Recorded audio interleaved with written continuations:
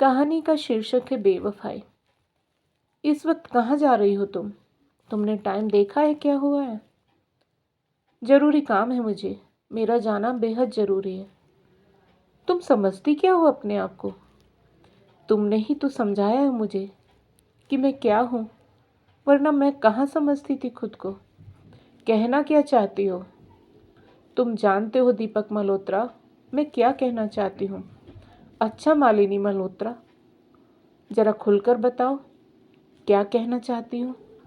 पहली बात तो मिस्टर दीपक मल्होत्रा, मैं मालिनी शाह हूँ, मल्होत्रा नहीं हूँ। मल्होत्रा तो केवल लोगों को दिखाने के लिए हूँ। और हाँ, मेरे पास अभी कुछ भी कहने सुनने का टाइम नहीं है। जा रही हूँ मैं।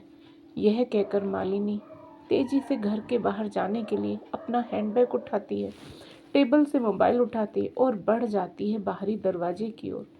दीपक पागलों की तरह क्रोध में मालिनी के पीछे झपटता है, लेकिन तब तक मालिनी अपनी कार में बैठकर निकल जाती है।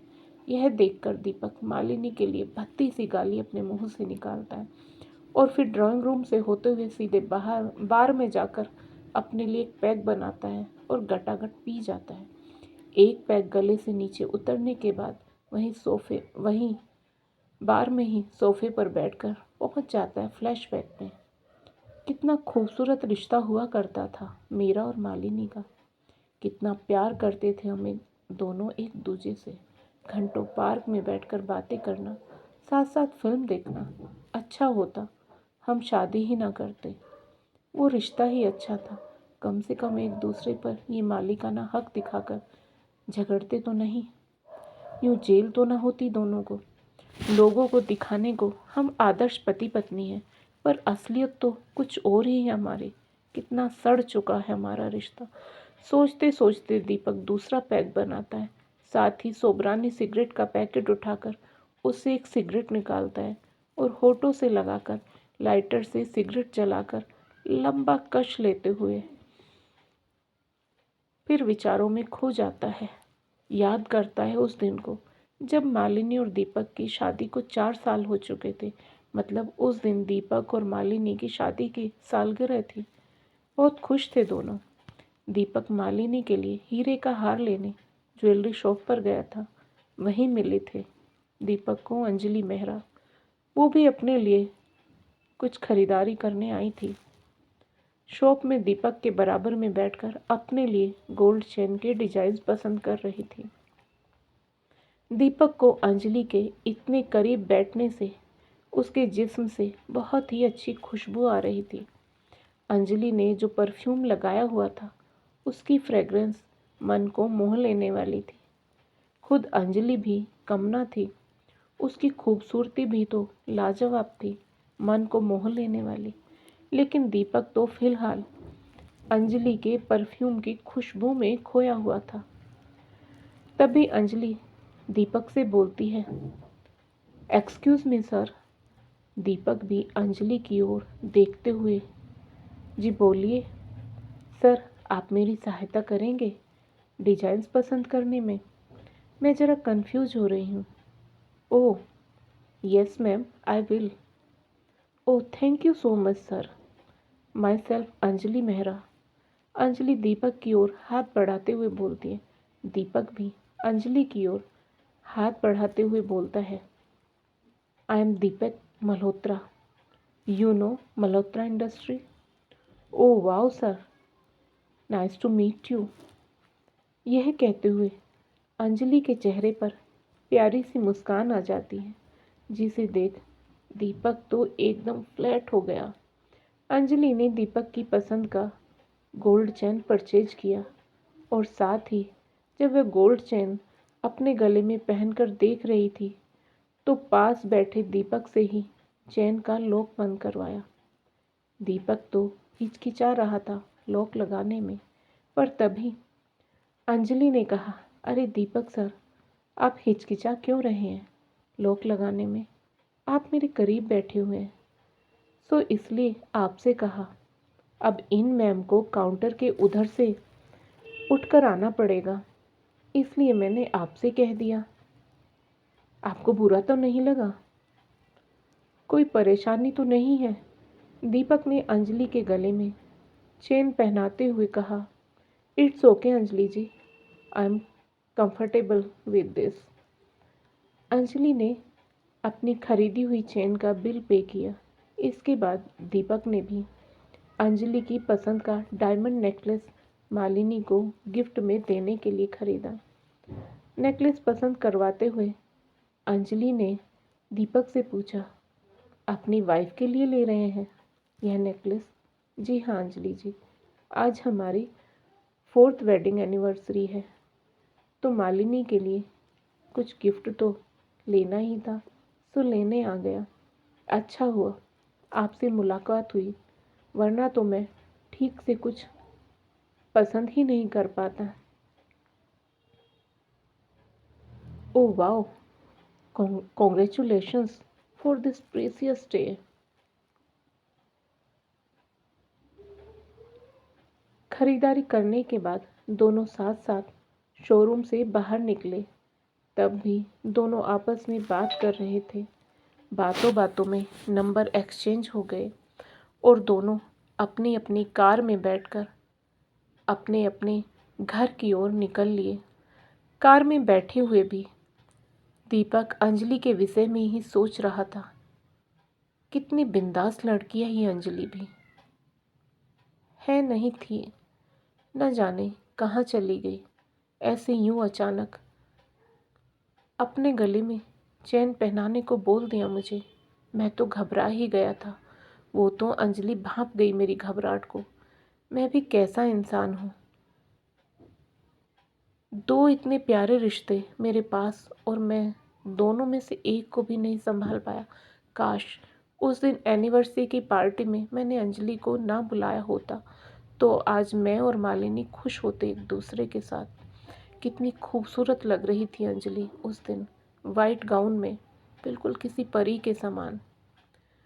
खूबसूरत तो मालिनी भी लग रही थी, मैजेंटा कलर की साड़ी में। पर वो कहते हैं ना, घर की मुर्गी दाल बराबर, वही हुआ। मेरा ध्यान तो पूरी तरह से अंजलि पर था और अंजलि भी भाप गई थी कि मैं मालिनी से अधिक उस पर ध्यान दे रहा हूँ। और फिर कपल डांस ने तो सारी हदें पार कर दी। कैसे अंजलि मेरे बिल्कुल करीब थी। मालिनी तो अपने मेहमानों में व्यस्त थी और मैं अंजलि के साथ डांस करने में व्यस्त। और उस दिन अंजलि के साथ व्यस्त क्या हुआ कि धीरे धीरे मालिनी के साथ वक्त बिताना तो जैसे बंद ही कर दिया। मालिनी के लिए तो समय ही नहीं होता था मेरे पास।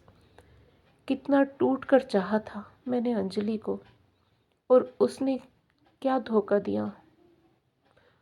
उसने क्या किया, धोखा दिया मुझे, चीटिंग की मेरे साथ। मैं उसको टूट कर चाहता रहा और वो किसी और की बाहों में, किसी को प्यार भरे मैसेज। छी छी, घटिया औरत। आखिर क्या कमी थी उसको मेरे साथ रहने में।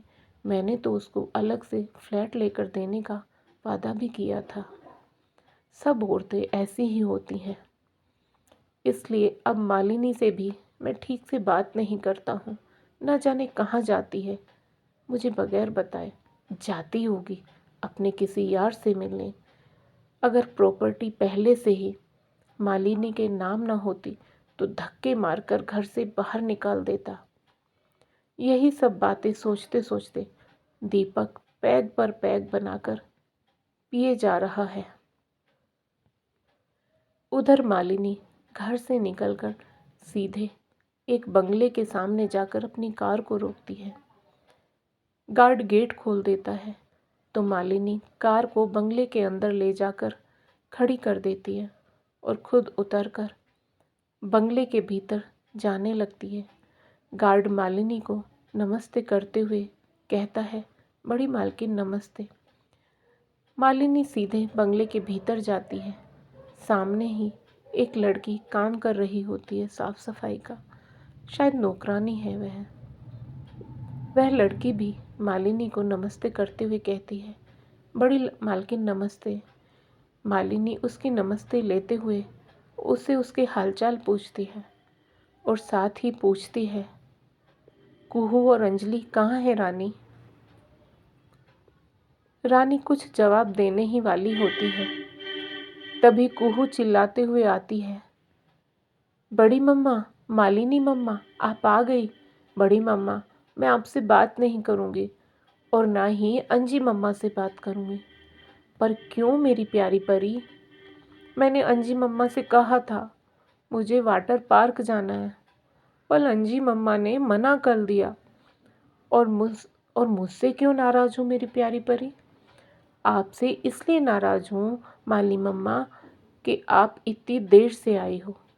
अंजी मम्मा मुझसे बात नहीं कर रही है, बिस्तर पर लेटकर सोती रहती है। मैं अकेला बोर हो रहा हूँ। ओ मेरा सोना बच्चा, अच्छा सॉरी बेटू, मैं कल ज़रूर आपको वाटर पार्क लेकर जाऊँगी। चलो अब आपकी अंजी मम्मा से मिलते हैं। सच्ची मम्मा, आप चलोगी कल? हाँ मेरी प्यारी परी, मैं कल चलूँगी। कुहू के साथ मालिनी उसकी अंजी मम्मा के पास जाती है। अंजी? कौन है ये अंजी? अरे अरे, ये तो अंजलि है। पर मालिनी अंजलि के पास कैसे? वो ऐसे कि जब अंजलि को अपनी बीमारी के विषय में पता चला तो वह 3 मंथ की प्रेग्नेंट थी, दीपक के बच्चे की माँ बनने वाली थी। डॉक्टर ने उससे कहा था अबॉर्शन करवा ले, वरना उसकी जान को खतरा अधिक बढ़ जाएगा, या तो वह हमेशा के लिए अपने पैरों से बेकार हो जाएगी, चल नहीं पाएगी और न जाने ऐसी स्थिति में कब तक रहे। ऐसे में वह जीना नहीं चाहती थी, मर जाना चाहती थी, लेकिन अपने पेट में पल रहे बच्चे को मारने का कोई हक न था अंजलि को। अंजलि को लग रहा था कि यह मालिनी के हक पर डकैती डालने की सज़ा है जो उसको भुगतनी ही है। अपनी बीमारी की खबर सुनकर धीरे धीरे अंजलि दीपक से दूरी बनाने लगी। आज अंजलि की प्रेगनेंसी को 6 महीने हो गए थे। वह रूटीन चेकअप के लिए अस्पताल आई थी। डॉक्टर ने अंजलि को फिर से कहा कि अबॉर्शन करवा ले, लेकिन अंजलि का वही जवाब होता, ना मैं। यही सब सोचते हुए अंजलि डॉक्टर के यहाँ से चेकअप कराकर निकल रही थी। कब वह रोड पर पहुँची उसको पता भी नहीं चला कि कब वह किसी की कार के सामने आ गई। उसको तो तब पता चला जब एक कार की उसको टक्कर लगते लगते बची, पर डर के कारण अंजलि उस कार के सामने ही बेहोश होकर गिर पड़ी। उस कार में मालिनी थी। यह देखकर मालिनी कार से उतर कर आती है और बेहोश अंजलि को ड्राइवर की सहायता से वहीं सामने उस डॉक्टर के यहाँ ले जाती है। डॉक्टर अंजलि को देखते ही बोलती है, मैंने कितना समझाया था अंजलि को कि बच्चा अबॉर्ट करवा दे, लेकिन यह लड़की मेरी बात ही नहीं मान रही है। अंजलि का नाम सुनकर मालिनी को अचानक ध्यान आता है, अरे यह तो वही अंजलि है जो 2 साल पहले हमारी वेडिंग एनिवर्सरी पार्टी पर आई थी। कितनी खूबसूरत लग रही थी। यह क्या हाल बना लिया अंजलि ने अपना। उसके बाद मेरा और दीपक का रिश्ता भी तो धीरे धीरे खराब होने लगा और आज तो पूरी तरह बिगड़ चुका है हमारा रिश्ता। अस्पताल का डॉक्टर मालिनी को अंजलि की रिश्तेदार समझकर पूरी बात बता देता है कि कैसे अंजलि की जान को खतरा है और बच्चे को जन्म देने से अंजलि को खतरा बढ़ सकता है। अंजलि के पैर खराब हो सकते हैं। डॉक्टर से बातें होने के बाद मालिनी अंजलि से कहती है, चलो मैं तुम्हें तुम्हारे घर छोड़ देती हूँ। अंजलि मना भी करती है, लेकिन मालिनी नहीं मानती है और अंजलि को उसके घर छोड़ने चली जाती है। अंजलि बिल्कुल अकेली है। वह एक कंपनी में जॉब करती थी। बीमारी के कारण जॉब छूट गई है। मकान भी खाली करना है जो कि रेंट पर है। अंजलि की परेशानी देखकर इंसानियत के नाते मालिनी का अंजलि के यहाँ आना जाना शुरू हो जाता है। जब मकान छोड़ने की बारी आती है तो मालिनी खुद अंजलि को एक बंगला किराए पर लेकर देती है। नौकर चाकर अंजलि के पास उसकी देखभाल के लिए लगा देती है। एक लड़की अंजलि की 24 घंटे देखभाल के लिए बिल्कुल बड़ी बहन की तरह अंजलि का ख्याल रखती है। मालिनी के यह सब करने से अंजलि भीतर ही भीतर घुटती रहती है। वह स्वयं को दोषी मानती है दीपक और मालिनी के खराब हो गए रिश्ते के लिए, क्योंकि मालिनी ने अंजलि को अपने और दीपक के रिश्ते के विषय में सब कुछ बता दिया है। अंजलि की डिलीवरी का समय नज़दीक आ गया है। डिलीवरी के पहले अंजलि मालिनी को अपना और दीपक का सच बता देना चाहती है। जिस दिन अंजलि को डिलीवरी पेन शुरू होते हैं, वह मालिनी को अपने और दीपक के रिश्ते की सच्चाई बता देती है। मालिनी तो हतप्रभ रह जाती है सुनकर, चली जाना चाहती है अंजलि को यूं ही अकेला छोड़कर, लेकिन अंजलि को छोटी बहन जो माना है और प्यार भी बहुत हो गया अंजलि से, तो नहीं जा सकी छोड़कर। किंतु अंजलि के बता देने से मालिनी और दीपक का रिश्ता और भी खराब हो जाता है। पहले तो दीपक के शराब पीने, रातों को देर से घर आने के कारण दोनों में मनमुटाव, नोक-झोंक ही रहती थी। लेकिन अंजलि के द्वारा पूरा सच बता देने के बाद मालिनी को दीपक से नफरत सी हो गई थी। अब वह दीपक के साथ ठीक से बात ही नहीं करती थी। दीपक कुछ तो अंजलि के यूं चले जाने के कारण चिड़चिड़ा सा रहता है, ऊपर से मालिनी का बदला हुआ व्यवहार, दोनों में झगड़े बहुत बढ़ गए हैं। दीपक शराब भी बहुत पीने लगा है। एक दिन मालिनी अंजलि से पूछती है कि जब तुम दोनों में सब सही चल रहा था, तो फिर दीपक से दूरियां क्यों बनाई? अंजलि कहती है, मुझे विश्वास था कि दीपक मेरी बीमारी के विषय में सुनकर मुझे खुद छोड़ देगा, क्योंकि जब उसने अपनी जीवन साथी, जिसके साथ उसने 7 फेरे लिए, उसको धोखा दे दिया, तो वो मुझे भी छोड़ सकता है। मेरे साथ तो सिर्फ उसका आकर्षण का रिश्ता है, और वो आकर्षण समाप्त हो जाना था मेरी बीमारी की वजह से। और दीपक का मुझे यूं छोड़कर जाना, वह मैं बिल्कुल बर्दाश्त न कर पाती। मुझे अपने बच्चे को जन्म देना था, तो मैंने एक नाटक किया दीपक के सामने, किसी और के साथ प्यार हो जाने का। अपने फ़ोन से अपने ही एक न्यू नंबर पर प्यार भरे मैसेज करती रही और दूसरे नंबर से खुद ही रिप्लाई देती रही, ताकि दीपक के मन में पूरी तरह से आ जाए कि मैं उसको धोखा दे रही हूँ। इतना बोलते बोलते अंजलि को लेबर पेन बढ़ जाते हैं और उसको डिलीवरी के लिए अंदर ले जाया जाता है। सर्जरी के द्वारा अंजलि एक प्यारी सी बेटी को जन्म देती है। अंजलि की बेटी को देखकर मालिनी को लगता है जैसे वह खुद माँ बनी हो, और वैसे भी अंजलि की बेटी मालिनी के पति की ही संतान तो है। छोटी बच्ची को देखकर मालिनी का मन मयूर नाच उठता है, दिल कोयल की तरह कूकने लगता है। जिसके आ जाने से मालिनी को इतनी खुशी मिली। मालिनी उस नन्ही परी का नाम कुहू रखती है। कुहू को जन्म देने के समय अंजलि के दोनों पैरों में पैरालिसिस हो जाता है। 8 दिन बाद मालिनी अंजलि को अस्पताल से उसके घर पर ले जाती है। मालिनी अंजलि और उसकी बेटी की देखभाल के लिए एक लड़की को रख देती है। खुद भी रोज आती है अंजलि और कुहू से मिलने। दीपक और मालिनी का रिश्ता तो एक घर में रहते हुए अजनबियों जैसा हो गया है। आज कुहू 3 साल की हो गई है। पिछले 1 महीने से अंजलि की तबीयत ज़्यादा खराब है।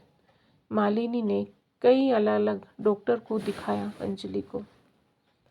अंजलि की बीमारी को देखकर सभी ने जवाब दे दिया। कुहू और मालिनी अंजलि के रूम में जाते हैं तो मालिनी देखती क्या है कि बेहोशी की हालत में अंजलि फर्श पर गिरी पड़ी है। मालिनी अंजलि को यूं फर्श पर गिरे हुए देखकर घबरा जाती है। नीचे बैठकर अंजलि के गालों को थपथपाते हुए बोलती है, अजी उठो, क्या हुआ अंजी तुम्हें? अंजलि धीरे धीरे आंखें खोलती है। मालिनी से कहती है, मल्लू दी, मेरा आखिरी टाइम आ गया है। आप अपनी कुहू का ख्याल रखना, और हाँ, दीपक जी को भी माफ़ कर देना। बहुत लंबी ज़िंदगी है, ऐसे नाराज़गी में कैसे कटेगी। और दीदी, आपसे एक और गुजारिश है, जाने से पहले एक बार दीपक जी से मिलना चाहती हूँ। अब तो जा ही रही हूँ, तो दीपक जी की नज़र में खुद को धोखेबाज नहीं कहलवाना चाहती हूँ। प्लीज़ दीदी, आप दीपक जी को फ़ोन करके बुला दो। आपके सामने हाथ जोड़ती हूँ मैं। ना ना अंजी, हाथ जोड़ने की ज़रूरत नहीं है। तू मेरी प्यारी छोटी बहन है, तेरी हर इच्छा पूरी करूँगी मेरी प्यारी बहन। यह कहते हुए मालिनी दीपक का फ़ोन नंबर मिलाती है और उसको एड्रेस बताते हुए जल्दी से जल्दी वहाँ आने को बोलती है। फिर अंजलि से कहती है, चलो तुम्हें डॉक्टर के यहाँ लेकर चलती हूँ। अंजलि की देखभाल करने वाली लड़की से कहती है कि जल्दी से ड्राइवर को बुलाओ हेल्प के लिए, कार तक ले जाने में हेल्प चाहिए। परंतु अंजलि मालिनी को रोक देती है, बोलती है, दीदी अब कोई फ़ायदा नहीं, मेरी सांसें तो बस दीपक जी को अंतिम बार देखने के लिए अटकी हुई हैं। कुछ देर में दीपक वहाँ पहुँच जाता है। वहाँ पहुँचकर मालिनी के साथ जब वह अंजलि को देखता है और वह भी ऐसी हालत में, तो उसको अपनी आंखों पर भरोसा नहीं होता। मालिनी दीपक को अंजलि के पास बैठने को कहती है। दीपक तो यंत्रवत सा मालिनी के आदेश का पालन करते हुए अंजलि के पास बैठ जाता है। अंजलि इशारे से मालिनी और कुहू को पास बुलाती है। दीपक को बताती है, कुहू आपकी बेटी है, आपकी अमानत आपको और मालिनी दीदी को सौंप कर जा रही हूँ। मुझे माफ़ कर देना, मैंने अपनी बीमारी के कारण आपसे दूरी बनाई, एक काल्पनिक प्रेमी बनाकर उसको आपके सामने पेश किया। अब जा रही हूँ, आपको आपकी अमानत सौंप कर। मालिनी से कहती है, मालिनी दीदी, आपका और मेरा रिश्ता भी अनोखा है। हम सौतन होकर भी सौतन नहीं है, बल्कि असली बहनों जैसा रिश्ता है हमारा। हाथ जोड़कर मालिनी से माफ़ी मांगती है। मालिनी दीदी, माफ़ कर देना मुझे, आपका घर मेरे कारण टूटा, अब मैं ही फिर से जोड़कर जा रही हूँ। दीदी, दीपक जी को आप माफ़ कर देना, और अब आप दोनों बहुत प्यार से रहना, पहले की तरह। इतना बोलते ही अंजलि सबको अलविदा कह चली जाती है इस दुनिया से। दोस्तों, इस जीवन में हम सब कब कहाँ किससे मिलते हैं और किससे क्या रिश्ता बन जाता है पता नहीं चलता, लेकिन कुछ काम हमें अपने होश हवास में करने चाहिए। एक गलत कदम से कितने दिल टूटते हैं। तो दोस्तों, आपको आज की कहानी कैसी लगी, कृपया कमेंट करके अवश्य बताएं। और यदि आपको कहानी पसंद आई हो तो कहानी को लाइक करें, शेयर करें, और साथ ही ज़िंदगी सरिता हिंदी स्टोरी चैनल को सब्सक्राइब करें। फिर मिलेंगे दोस्तों एक और नई कहानी को लेकर। तब तक आप अपने परिवार के साथ हंसते रहिए, मुस्कुराते रहिए, खुश रहिए। राधे राधे प्यारे दोस्तों।